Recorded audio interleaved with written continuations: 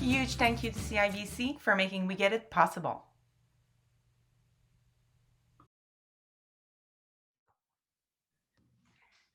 Good evening, everyone. My name is Karine. I'm the program director with Young Adult Cancer Canada, and welcome to a new episode of We Get It.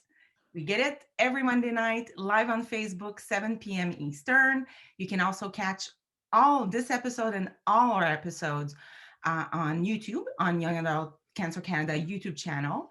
And when you go on YouTube, you can actually have the closed captioning simultaneously. So this can be really fun and neat to have. This week, once again, I'm privileged and lucky to be with Joe Bakhmoutski. You know, this is challenging. You will get to Woo! know, I know, right? You will get to know Joe. We're going to talk about who he is and what he does. He is with me all the way from Australia, correct? You're in Australia, aren't you? So Yeah, exactly. daytime for Joe, nighttime for Karine, but we're making it work. And we're going to talk about a bunch of stuff, but hope, talking about hope is going to be somewhere at the core of our discussion. So I'm super pumped. Joe, thank you so much for being with me tonight, today, whichever we prefer. I'm super appreciative. And like we do every week, like we always like, so today, for those of you who are listening in, you would see, so my hair are up tonight. Usually I joke, excuse me, every week I'll joke and say they're up or down depending on if they're clean or not. This week I would say it's an in between. They're not really not clean. They're just up. That was just a choice. I'm wearing a black shirt, and nighttime in my home office is I like the lighting. So I have like these lights that I like, and I like the kind of vibe and energy of my room. So it's kind of warm and cozy in my home office in the evening. So that's kind of where I'm at today. And Joe, I'm going to pass it to you. Tell us a little bit more about you. Who are you? Well, thank you so much, Karine. I love being here, and also I wish I had my hair up or down, but Really, you in could have that made an effort. yeah, well, exactly. My hair is freshly shaved. It's something that I started doing a few years ago. After all of my hair fell out during my cancer treatment, I just kind of started shaving afterwards, even if it's after it started growing, and it's just been I've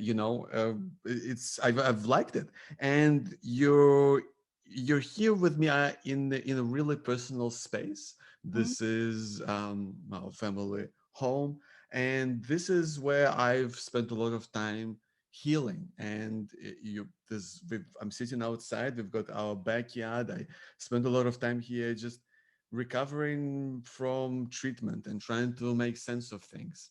Mm. This is where I write my books. This is where I do I just this is my life. So I have a privilege of just speaking to you right now from a very personal space. And again, first of all, I'm so happy to be here, and I want to just to give a huge shout out to you, Karine. And I'm a huge fan of Yak and what you guys are doing. I've heard so much about you from Gabrielle and Alex, and so it really is a privilege to be here with you right now. And so yeah, thank you so much for having me.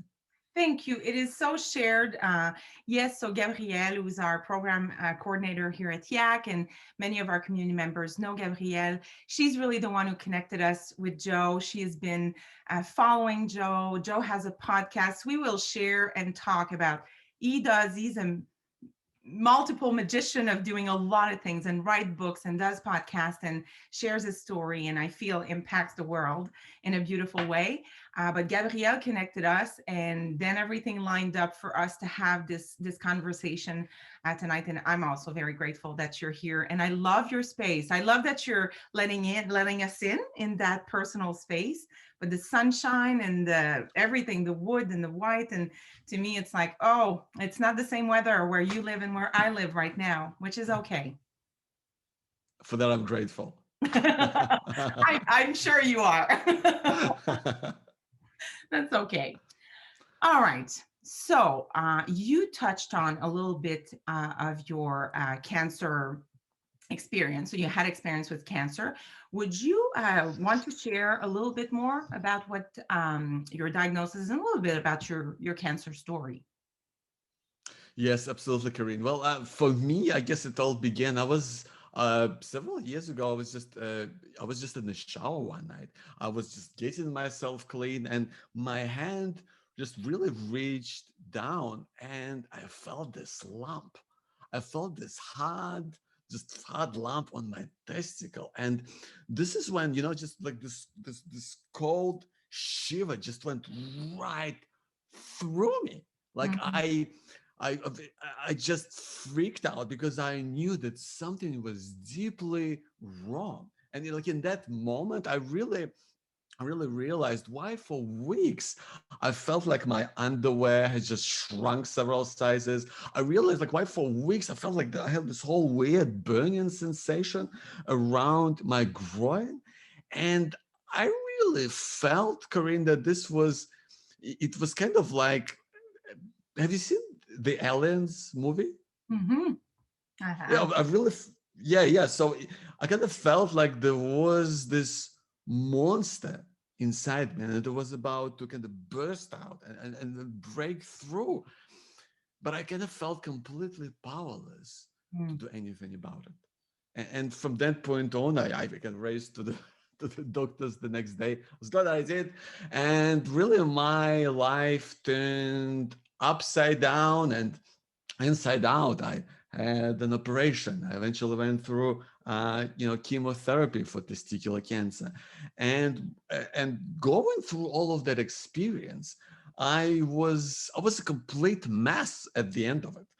When I came out, I lost a testicle, and I was afraid that I wouldn't be able to have sex anymore.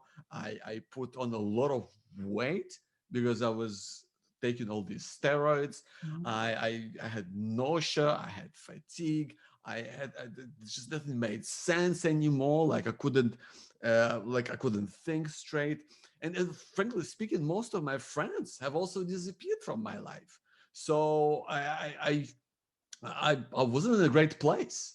Yeah.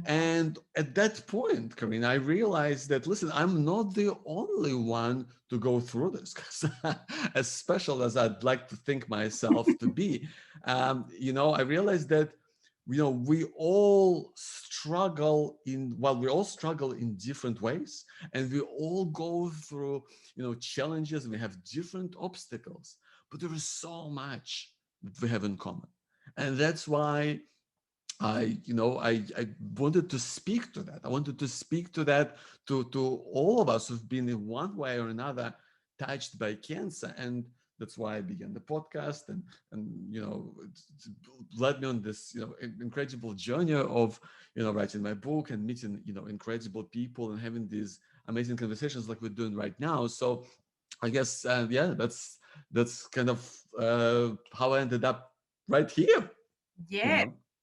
Thank you. And I feel like you've already touched on a lot of the conversations we have. So sometimes Yak does events. So we have retreats and conferences, and we have those events that are quite intimate. So young adults together can share some of what you touched on, some of the darker, harder parts of cancer, and we get access to that. But ultimately, sometimes in the outside world, I think people who have not been touched by cancer in the same way, or we don't know someone necessarily close, it's really hard to understand what the cancer experience is. And especially for young adults, like it's different, I think, when you're young. And to kind of understand that it is hard for all kinds of reasons. Of course, cancer is hard regardless of when it happens in someone's life. It impacts people, but there are a lot of elements in our community that, some of what you spoke of about sexuality and about fertility and about relationships and losing your friends. And let's be honest, if you're 75 and you get diagnosed with cancer, not fun, not easy, but the chances of you having friends around you who have had cancer are way greater than, when you're younger. So I think the isolation that can come with that really can emphasize the darker, harder moments of the cancer experience. And then how you kind of figure your way out of it varies from people to people. But for you, obviously, sharing your story has played a big part in there through your books and through your podcast. Was that one of the avenue you took that you felt was going to help you figure some of this out? Yes, absolutely, Karine. I felt like, telling my story would, even to myself, would help me make sense of things. And then also connecting with other people to share their stories Mhm. out with the world. I think that it's twofold. I think when you share your story, you have an opportunity to make sense of your experience, Mhm. which is incredibly underleveraged in our society because we just kind of get on with things, we do stuff. Whereas telling your story out loud, even if this is to yourself, that's how I started to do it first and foremost. I started to do it just out loud to myself. I would go on these long walks and I would just try to talk through things. I would try to talk, oh, why did this happen? Like, oh, why me? And why now? And I was almost like arguing with myself. And over time, I realized that this became something that, was an avenue for me to let go of things. And I know we can talk about that as well, because I know that's a big theme in your world as well. But made it easier for me to let go. And Mhm. it made it easier for me to share my story with other people.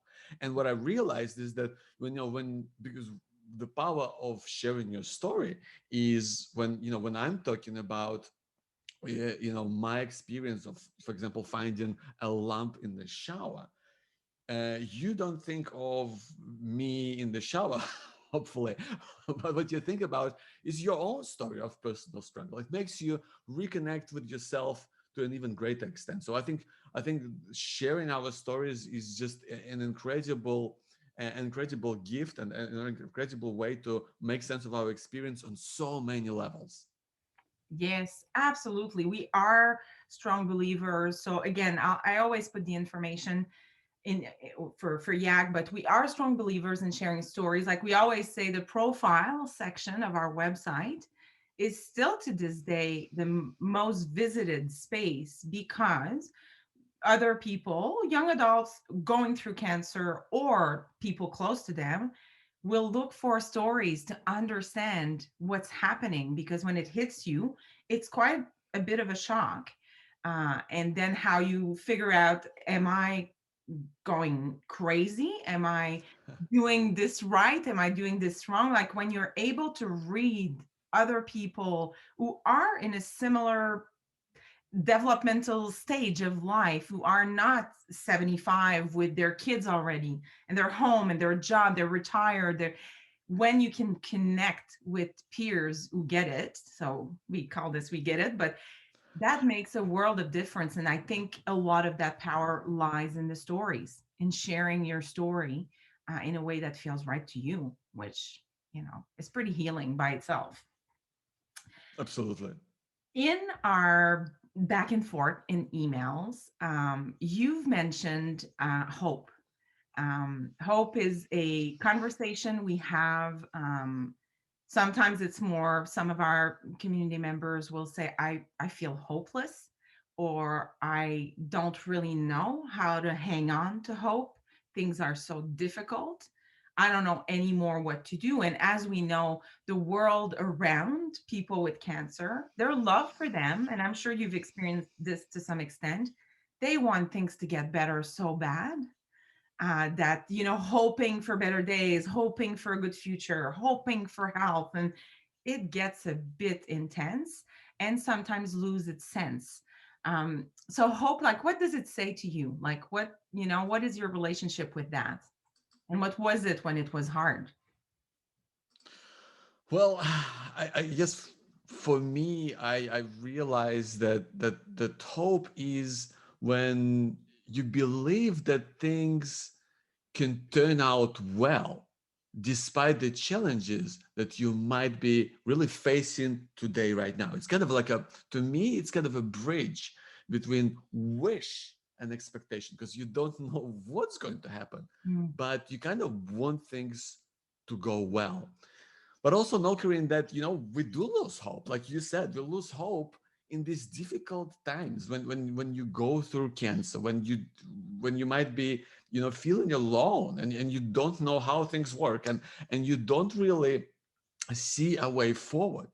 But one thing that it's really struck me, that the moments that in our life when we experience pure joy, when we experience happiness, that they can only exist because of the struggles that we have in our lives before that. You know, for me, it really got to me on the eve of my son's first birthday. We were in this space in our backyard, and and he was turning one, and he was just like was just having laughing and running around, and he was holding on to the tips of my fingers, and running through this lush kind of long grass that we have here, and he was kicking this big orange ball, and he was laughing, and we kind of chased it around, and he was babbling with excitement, and all I could really feel, Karine, was just like this warmth of the sun, and this bond that we share, and the father and son, and this kind of just charge of being alive. And but I realized that this is only possible because of all the other times that I've had in my life where I struggled. It's only possible to me to be here, to appreciate it. And I never knew that any of this was coming. Not when I was standing outside of the urologist's office with the scans in my hand in the beating rain, just running down my face. And I was just standing there completely numb because I was just I was just in shock. It's from the time when I was just like lying in bed with chemo running through my veins, when I felt like I was gonna burst open from the inside, to the moment where I was you just realized that I didn't have friends around me to support me, to the point where I was in this never ending wait for results, right? Because you just wait, and you don't know what's going to happen, right? You don't even know whether these treatments are even going to work, to the point where I was had all this guilt of dragging my wife through fertility process, right? Because it was on me, right? And all of those experiences, to the life that I can only appreciate now, it all comes through this totality of experience, through seeing kind of past, present, and future, and how it all lines up. And I think that's what hope is, Karine. It's looking at it. You might be in a dark place right now, but it doesn't mean that that's how it's going to be. It's a part of a journey, and when we go forward, things that hopefully will change, that something is going to turn around, and those experiences will kind of even themselves out, and so something else will come into your life, or you will bring something else into your life. And that is kind of how I think about hope. Mhm. I love that because I feel like some, and again, if I misunderstanding, but some of what you're saying, which I think is really important, like you said, a lot of important things, but is to access hope. Like to me, sometimes hope becomes so big, it becomes such a big future picture and expectation that if you don't get there, then you lose hope. Where you can break it down for one thing. I think you can break moments down so you can feel small glimpse of hope in a day where it might be really dark. But what I also heard you say is to access some of those feelings of hope, you can't deny the challenges and the suffering. Like it's, sometimes people will automatically forget about it, forget it ever happened, forget. where ultimately the challenges and the struggles do define who we are and who we become in some ways, and then what we do with that. And that can bring us to a place where we can see hope, but only if we acknowledge the, the challenges we've been through. Am I misinterpreting some of what you're saying? Absolutely, Karine, you're not. I will go so far as to say that without acknowledging your struggle, without accepting it completely, there is absolutely no way to move forward. And I really believe that the only way to let go of something is to really accept it on a deep personal level. Because, like you say, so many of us, live in a world where we're told, just forget about it, move on. Yeah. And it's hard. It's hard to move on when you haven't really given yourself an opportunity to live through it. When you haven't given yourself, like, for example, that moment when you are diagnosed with cancer, that's a hard moment, Right. because and so many times we just kind of rush past it, and you run into treatment, or you're told to do this, and you have to learn all this new language, right? You have to figure out how things work, and all of a sudden you're in this completely different world. And I think it's so important to accept it and to kind of put it behind you. And I think it's absolutely vital to have ways to make it happen. I know that that's a big theme for the book that that Mhm. Gabrielle and Alex wrote, like, you let go of your shit. Yeah. I think that's a big one, and I have kind of I have my own way of thinking about it, about how to let go and kind of put something like that behind you, a difficult moment. How about Karine? Would you do something with me right now? We'll do an exercise. How about that? Go for it. Yeah. Yeah. Okay. Cool. All right. Cool. So let's do this exercise right now, and let's see if it fits. So I'd like to ask you to close your eyes and just get comfortable and sit back. And I would like to ask you to imagine that you are in a theater. I'd like to ask you to imagine that you are in an old school theater, right? And it's dark, and you're in your seat, and there's no one there. There's no one but you.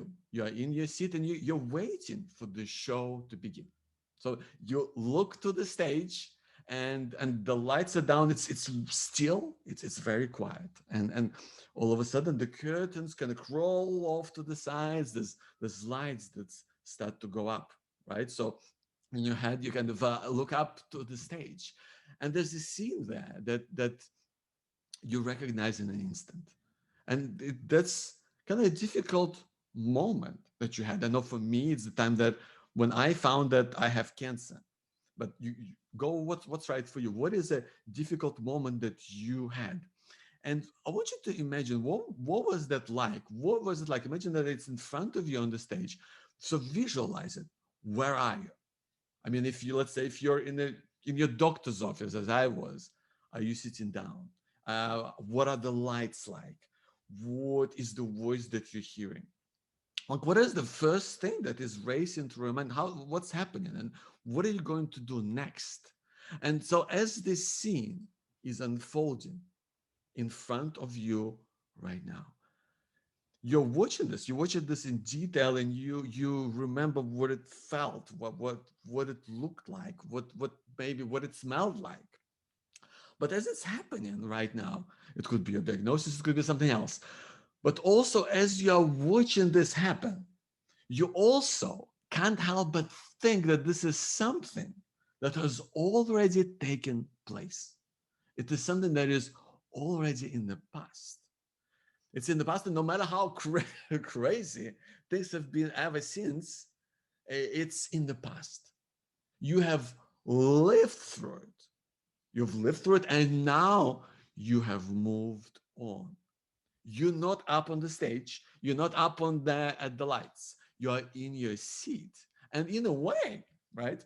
In a way, whatever is unfolding out on the stage has nothing to do with you. not anymore, right? Because you see it for what it is.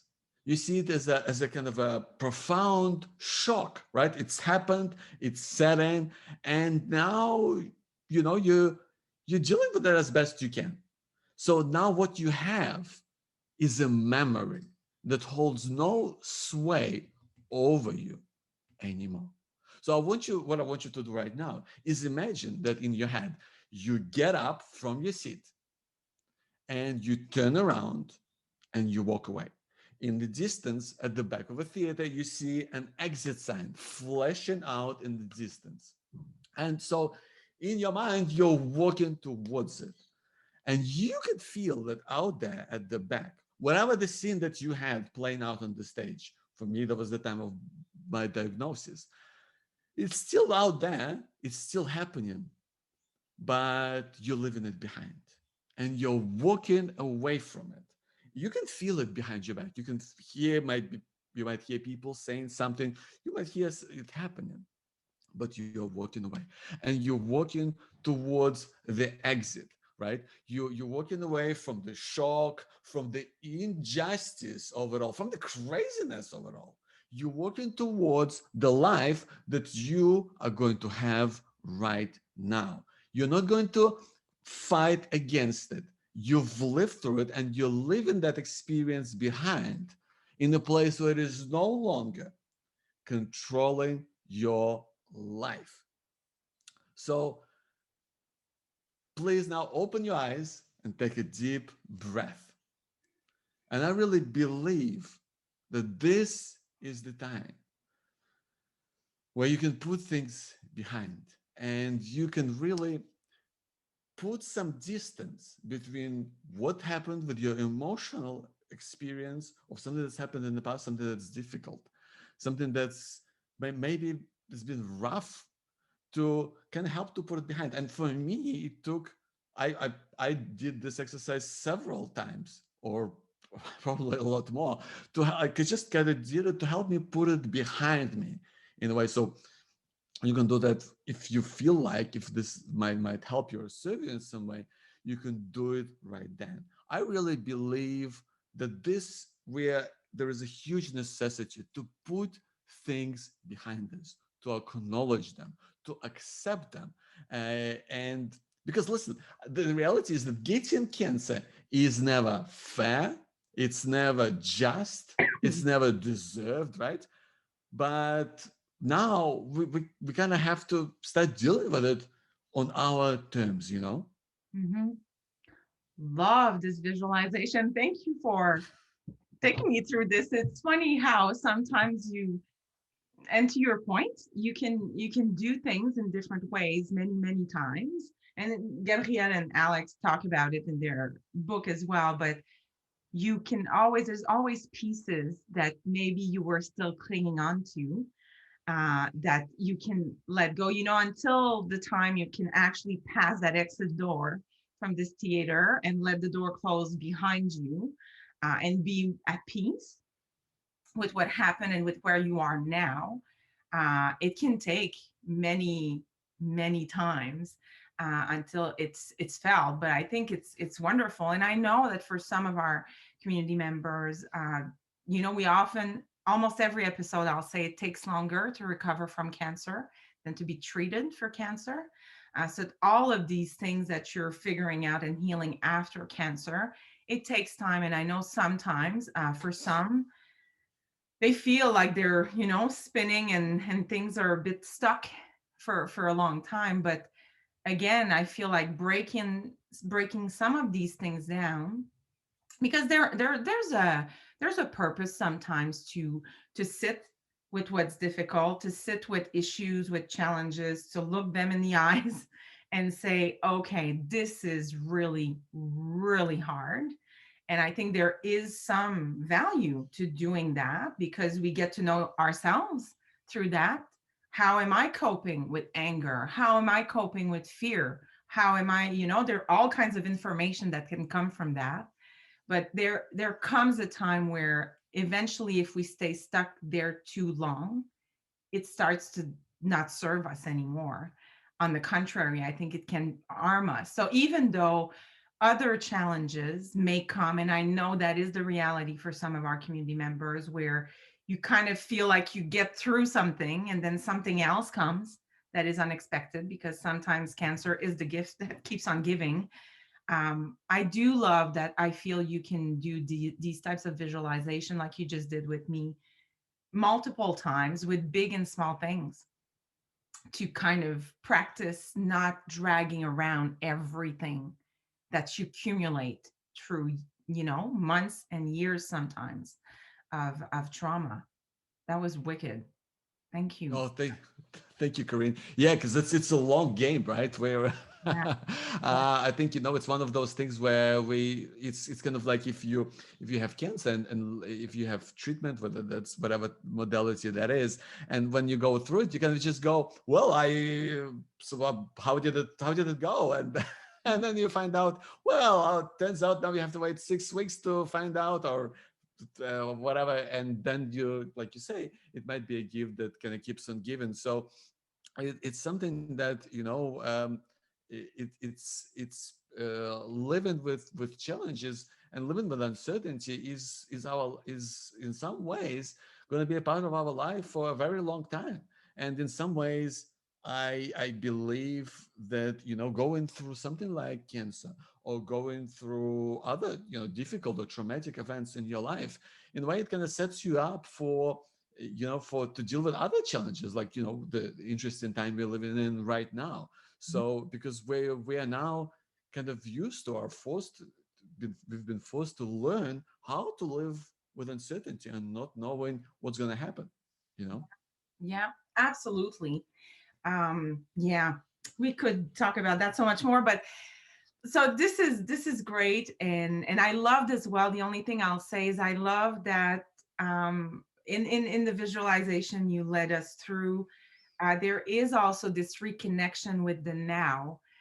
So I think there is extreme power in figuring out a way to come back in the now, and who and where we are in this exact moment, because when we're here, it's impossible to be in the past and in the future. It's just, you and I talking right now, but there's something there where, to me, we're humans and we revisit past experiences all the time. We worry about future uncertainties and possibilities all the time. But how much space that takes in our lives, I think, is something we have a bit more control over than sometimes we think. And doing some of what you did, I think, can be a really great way around it. So thank you. That was awesome.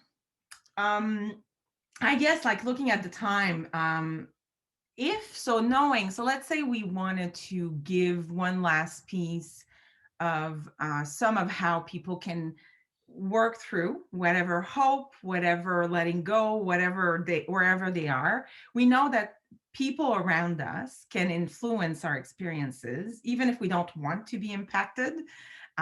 It's hard. Uh, how so you did mention something in your message to say, how do you get the right support from the people in your life? So if I asked you, if we close on that, do you have a few pointers on how do people get support from people in their lives?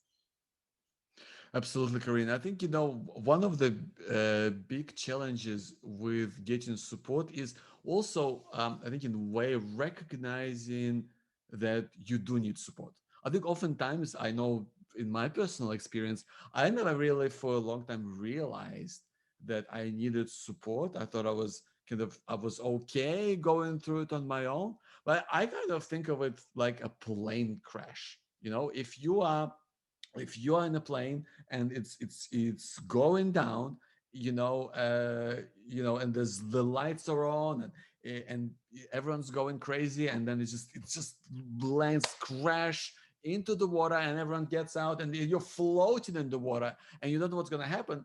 Like, would it be okay at that point to ask for help? Like, then says yes, of course, right? Like, yes, this is a tough moment. And I really think that we don't really think of getting support in these terms. Mhm. When you're going through, for example, cancer, you are in a extreme situation, even though it might be stretched out over time. And it's so important to ask for help and to be really, really explicit about it, because uh, so many people around us, and I think especially as we are young adults, and especially as people are not used to, like what you described, Karine, people are not used to recognizing, difficulties. People are not used to kind of all serious health problems. And also people are, and I think this is a huge point to bring up. People in your life are incredibly afraid of looking stupid and insensitive. People don't want to say the wrong thing. People don't want to do the wrong thing. So oftentimes it's easier to just step away, Yeah, and that's why, right? It's hard. So to stop that from happening, we really have to guide people to meaningful action. And what I mean by that is tell people explicitly what to do.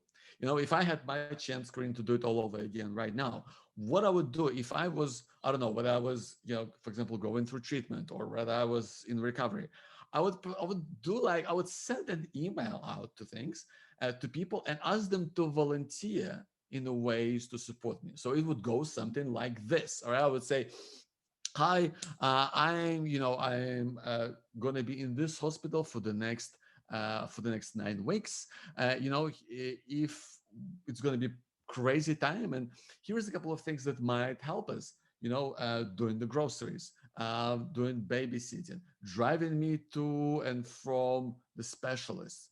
If you have any time, or to help out with any of things, just hit reply and let us know, right? This is just puts it out there, right? Or whatever way that you want to do it, whether it's on social media, whether it's through video, whether that's on the phone, but letting people know that there's options in the way that they can help you, and that there's easy way for them to raise their hand and step in and be there for you. Now, this also makes it really easy for people, right? Because the people who are not really prepared to do this, well, they don't have to do it, right? And you know that's that, right? But the people who truly care about you, people to whom you truly matter, not only are they going to do those things and be there for you, but they're going to be truly grateful. They're going to be grateful for the fact that you've been able to let them come in and be there for you in a way that really speaks to you right now. And I really believe that that can make a huge difference to the way that you go through cancer, or in fact any other difficult time in your life. yeah, you're right. It's funny. I just recorded another episode with this great guy, Tom, who developed this app who does exactly what you described. You can have your network and ask for help, but you're right, like clear communication. And to me, when you figure out a way to do that, all those things that you don't have to take on you anymore liberate space for actually dealing with the struggles that comes with cancer, with the energy that treatment may demand on your body and on your mind and on your emotions. And so sometimes when you don't have to do this stuff that really is, it doesn't need to be you, someone will be more than happy to do for you. It can actually give you the energy to do something else that is going to be more helpful and healing in your own experience. So I hear you. I think it's hard. A lot of our young adults were got cancer at a time they were supposed to be independent and kind of start with their lives, and then all of a sudden having to ask for help is difficult. But I think it's worth considering because it can change a whole lot in people's experience. So great, Joe. Do you have any famous last words you want to drop before we close? Well, I want to talk well, about your yes, books as well, but yeah. yes, absolutely, Karine. I think it's one of the things that I've realized in my experience of going through cancer, and by now speaking to thousands of people who have been going through cancer, is no matter how many people you have in your life who care about you, is that no one is more invested in your happiness, your well-being, and your way of life than you are yourself. So it's so crucial to put yourself first and do the things that you love, things that you enjoy, and also find something that helps you to just find yourself again and get excited about life again and do things that you truly care about, whether that's doing your own project, whether that's, I don't know, creating an app or writing a book or finding a job that you love, or whether that's contributing to a bigger cause, right? Like, like what you guys do, the incredible job that you are doing with Yak and being a part of a community. It's so important to find something that is in a way bigger than yourself, because then you feel your own sense of purpose and you rediscover that sense of being at one in the world. We talked about, Karine, about kind of that sense of letting go of the past and making sense of, but what's really important is to reconnect with the moment that we have in our life, which is right now, which is today, which is the only time that we actually get. So because today really is the only day that we have, right? Because I really believe that why worry about all those things that could go wrong when there is so much to make right now. Mhm. So we gotta live and make the most of what we can, because it's the only chance that we are given in our life today. And I really believe that hope is the only thing that is stronger than fear. Hope that things will get better and that things will change. And in some ways, it is up to us as to how we show up at our best and make a difference in a way that is significant to you and your way of life. Well, that's good for famous last words, Joe. Thank you. I would say love as well is pretty important, but hope and love against fear. I think fear has no chance in hell to win. Um, Thank you so much. I was listening to you, I'm like, oh, like the famous saying. One of our great friend Jody Mason, he died a few years ago, but he used to say that worrying is like sitting in a rocking chair. It gives you something to do, but it gets you nowhere. And that stayed with me so strongly. I love rocking chairs, but worrying is something that I've worked extra hard in the last few years to get rid of in my life. So as you were talking, I was like, yes. So let's be here now. Right now, I'm so grateful for the conversation we had.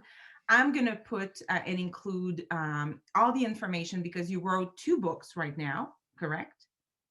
You have 2 books and you have your podcast. So we're going to share everything about what Joe is doing because I think you should check it out and you should read some of his awesome stuff and listen to his podcast. Your podcasts are great and inspiring to me.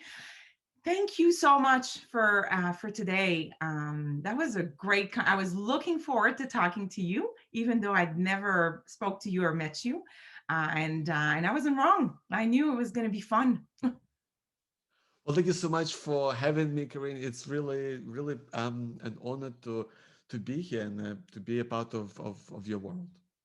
Well, thank you. And as I do every Monday when we close, if you do just one thing today, in moments where it is challenging, and if you can't quite see where the hope is, try and remember to just breathe. Your breath can really bring you back to the present moment because when you kind of spend some time just breathing with your belly, with your heart, and everything that's in you, it can only help get you to the next minute and then the next minute. So just remember to just breathe and hope you enjoyed our episode this week and that you can join us next Monday, 7 p.m. Eastern. Thank you, everyone. Thank you, Joe, so much. Thank you, Karine. Bye. Take care.